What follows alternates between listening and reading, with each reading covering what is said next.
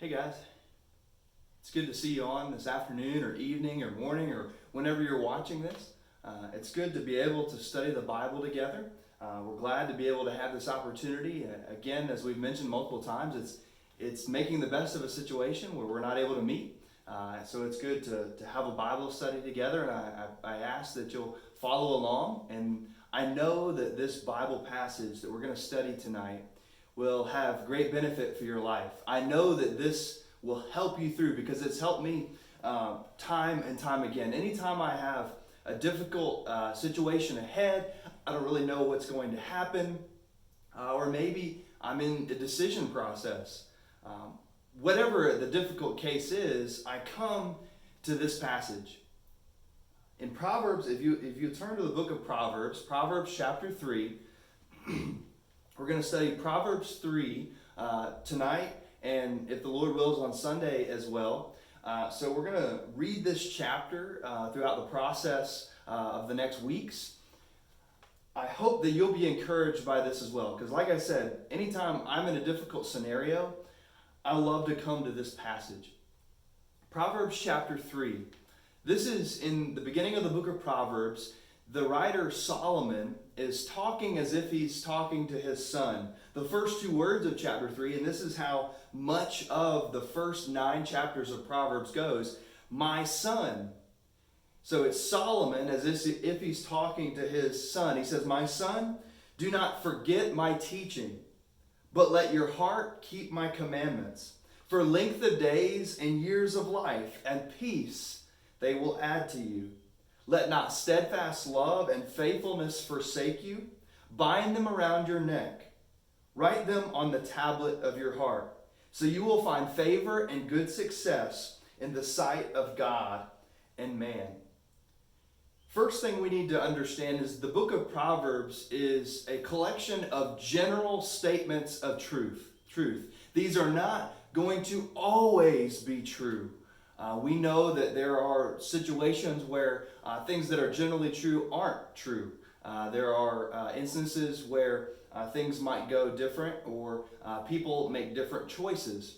But on the whole, what Solomon says here in Proverbs is going to be hitting the nail on the head. He says, my son, do not forget my teaching, but let your heart keep my commandments. This is very similar to how he begins the book of Proverbs. In Proverbs chapter 1 and verses 8 and 9, he says, hear, my son, your father's instruction, and forsake not your mother's teaching. For they are a graceful garland for your head and pendants for your neck.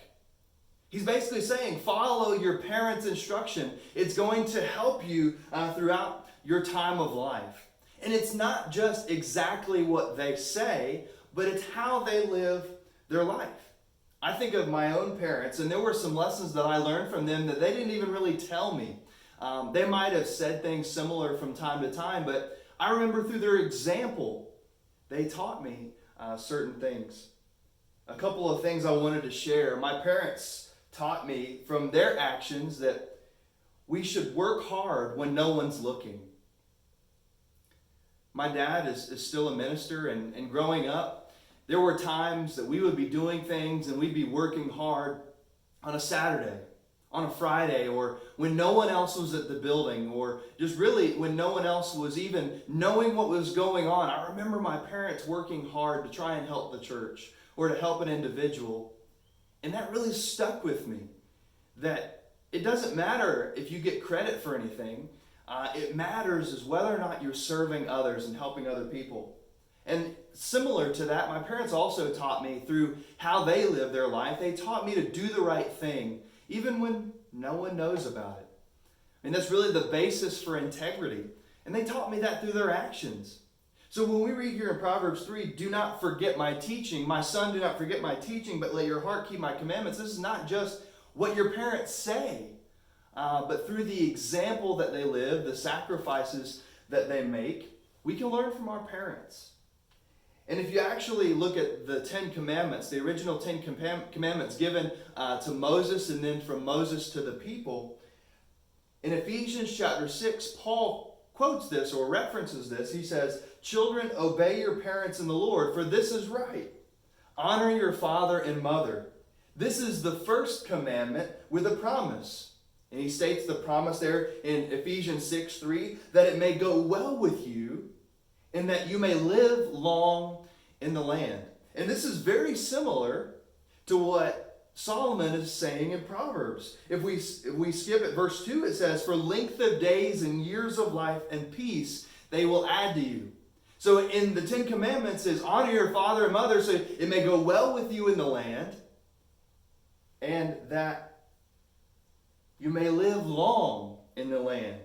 So Solomon is running on a parallel track to what the Ten Commandments were saying. Don't forget what I've taught you. Listen to what I'm teaching you and follow that, honor that, respect that. Because it's going to go better for you if you do. I remember multiple times where I would do something that wasn't exactly how my parents would suggest I do it. And then I remember, if I had just done it the way they suggested it to begin with, I'd have been a lot better off. If we have good Christian parents, teenagers, kids, if you're listening to this, follow your parents' teaching and advice. Listen to your parents because if they're Christians, they have your best interest at heart. And even if they aren't Christians, most likely they have your best interest at mind. They want what's best for you. And so we should definitely honor our parents. And so he says here, my son, do not forget my teaching. And so in verse 2 it says, for length of days and years of life and peace they will add to you. In your home, there'll be a lot more peace. There'll be a lot more prosperity. And this is probably about the time you need to hear this. We've been under, I don't really know the best way to say it. We're not really under quarantine, but we're asked to be at home more. We've been that way for a week and a half now. So we need to honor each other, respect each other, because tension can get high when we don't. And Solomon is saying, things go better off when you listen to your parents' teaching and you respect your parents. For some of you, though, who don't have Christian parents, I want to apply this to Christian mentors. Listen to Christian mentors. Listen to good advice. Listen to the advice of those who honor God and who have your best interest in mind. So first of all, we understand that we should honor our parents, respect our parents, listen to their teaching. The next thing, let's read in verse 3, let not steadfast love and faithfulness forsake you. Bind them around your neck and write them on the tablet of your heart. These should be important things, steadfast love and faithfulness. We don't really have time to read it, but in the book of Exodus, God describes who he is, and he calls himself one who is abounding or full of steadfast love. And you can find this in Exodus 34 and verses 6 through 9. And he shows mercy to generation after generation. And he says all of this about how loving and merciful he is. He says all of this right after the Israelites constructed the golden calf and were worshiping an idol. And God says that he's merciful and faithful and loving. One of the ways we can emulate God is when we show love toward other people. We know from 1 John that God is love. We know that God is gracious and merciful. When we show steadfast love that doesn't fail, when we don't give up on people, when we're faithful to people, when we're loyal to people, that's a way in which we can honor and show one of the attributes of God. And Solomon even says that we should bind them around our neck, that we should write them on the tablet of our heart. Maybe today we would say these things should be at the core of who we are as people. We need to do our best to be faithful, to show love consistently. And we know a biblical love, an agape love, is a sacrificial love. It's not just selfish. So even when people don't treat us the best, we still love them and we still cherish them and we honor them. We do our best to bind it around our neck, to write it on the tablet of our heart. It's at the core of who we are, steadfast love and faithfulness. We shouldn't give up on these things. And he says, so you will find favor and good success in the sight of God and man. Even people in the world appreciate loyalty and love and faithfulness. And so if we display these characteristics, we will gain favor in the sight of God and man.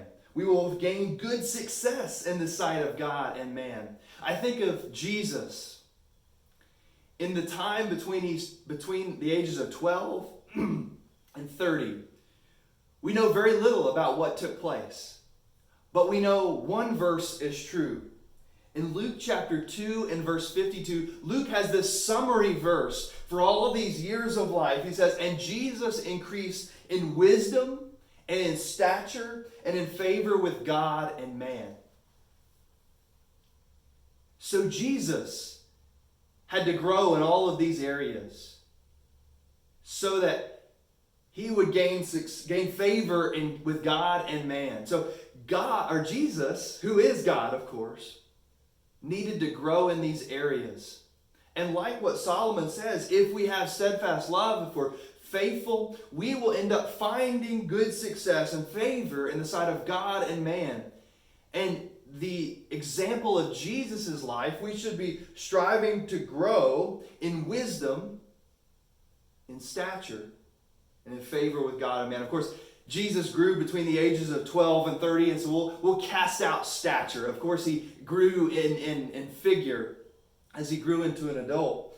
But he increased in wisdom, and he increased in favor with God and man. He was doing right by God, and he was doing right by man. And when we show, like from the book of Proverbs, steadfast love, when we show love toward other people, we do things for other people. When we're faithful toward other people, we will end up growing in favor with God and man.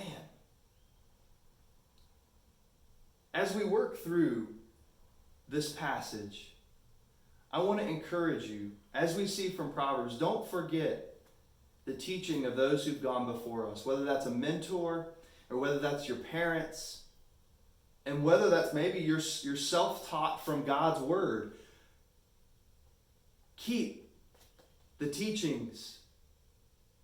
Let your heart keep the commandments within God's word.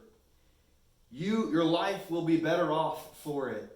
If not within this life, the life that is to come. And don't let go. Instead, hold on to steadfast love and faithfulness. Put it at the core of who you are. Be concerned with others. And Solomon gives a promise. If you do these things, you will find favor and good success in the sight of God and man. I want to encourage you to look forward to Sunday.